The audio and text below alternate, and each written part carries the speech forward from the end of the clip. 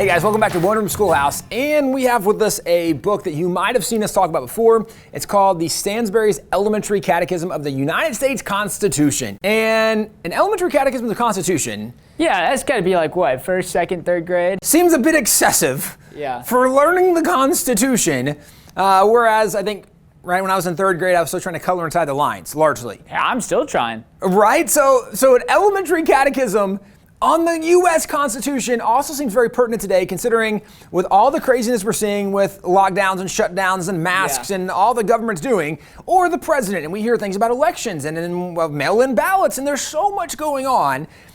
Everybody seems to have an opinion, even though I think most people don't really know what's going on. We have an opinion about what we don't really know. With that being said, one of the things we ought to do is go back and say we need to learn the Constitution more so we actually know what Congress can do. We know what the Supreme Court can do. We know what the president can do, or maybe even what agencies have the power to do. So in the Stansberry's Elementary Catechism, Jonathan, since you're here, let's just give them an example. Happen to be in the area. It's coincidence maybe, the providence that you are standing here right beside me where I made you be.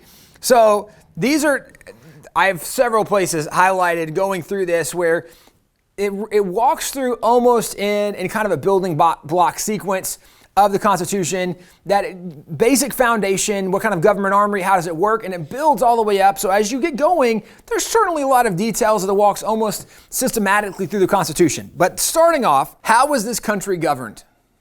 By a republican form of government.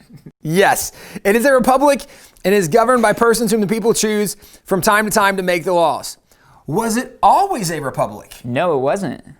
What was it before a republic? A monarchy.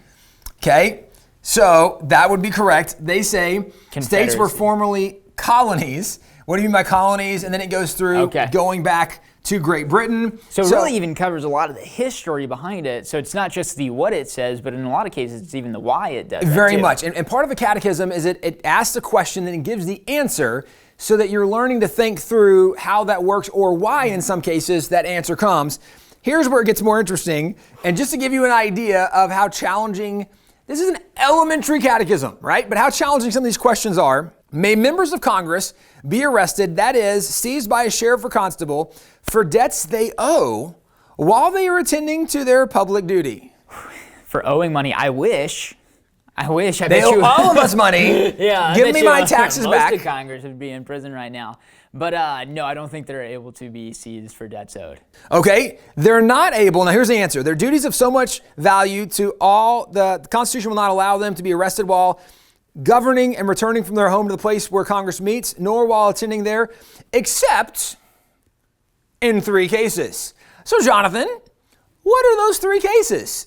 Well, I'm going to say one would be like if a congressman, murdered somebody, like if they committed a felony. Okay, so felony, yeah. And by the way, all of these are outlined in the Constitution. So this is not a trivia you have to figure out. This is actually in the Constitution, which is part of what students were learning to do, is they would read the Constitution, then they would be asked questions about it, and they have to think through what they had learned or what they had read to help them actually grasp and gain that knowledge. Yeah. So a felony is 1. Felonies, I would say treason. Treason is 2.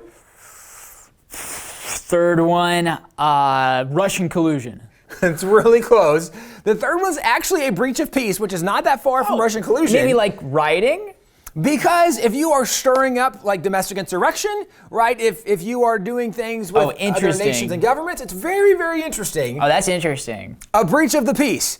Now, again, this is for elementary kids, right? This is basic education in public schools in America for decades and decades. But now you're going back to really the 1800s, maybe through to the 1900s in some areas.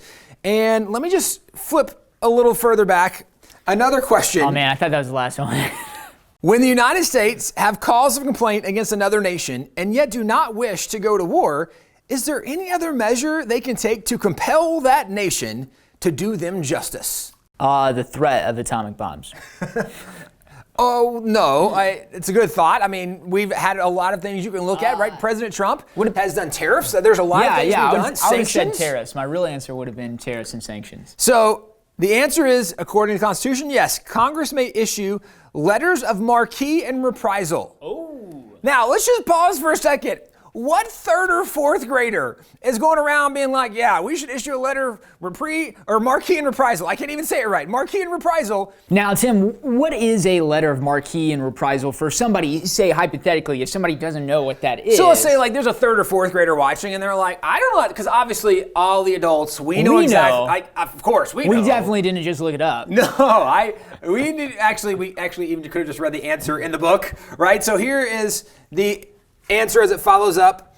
It's going to then ask about what are these. There are certain public letters directed to merchants of the United States who have been injured and been refused redress, permitted them forcibly to take vessels belonging to the offending nation. Essentially what it means is if pirates have come and pirates have captured shipping vessels, right? And the government... Or not even pirates, just agents of a foreign state. Sure. So the government says, we're not really ready to declare war, but if you want to get your stuff back, we give you our blessing, right? So it's almost like a private contractor in some regards. They can go and do something with the blessing kind of the government. But it's very interesting that now you're having third and fourth graders learn some pretty intricate details. Stansbury's Catechism, our elementary catechism of the United States Constitution, is something we have available on our website. You can click on a link. You can get on Google Books. You can go through this whole thing. It's not a very thick book. It's a pretty easy read. Today, most people have no idea what the United States Constitution says or what limitations it puts on the federal government. And as much as we see the federal government getting out of control in some areas, it's probably good we go back and learn what their role actually is.